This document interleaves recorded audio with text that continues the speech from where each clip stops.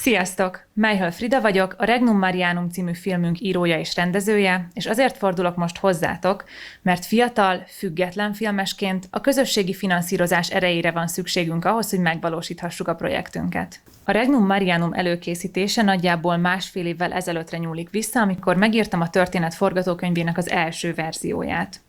Azért is rendkívül fontos számomra ennek a történetnek az elmesélése, mert nem csak egy olyan igazán fontos társadalmi problémával foglalkozik, amelyről Magyarországon ilyen formában még nem készült film, de olyan személyes élményeimből is táplálkozik a film, amelyektől azt gondolom, hogy igazán hitelessé válik az alkotásunk. Nagy büszkeséggel tölt el minket, hogy ennek a forgatókönyvnek azóta számos elismert művész bizalmat szavazott, így a film szerepeit olyan tehetséges színészek alakítják majd, mint Szőke Abigail, Gellért Dorottya, Udvaros Dorottya, Csoma Judit, László Zsolt, Szantner Anna, Brezovszky Dániel, Urbanovics Krisztina, Berki Szofi és Zsótér Sándor.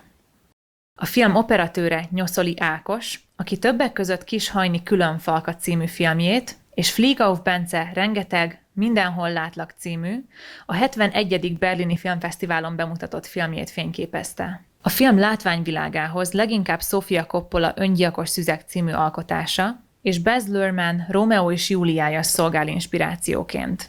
Ennek a víziónak az életrekeltését pedig Takács Leila Fanni látványtervező és Mosolygó Anna jelmeztervező valósítják meg.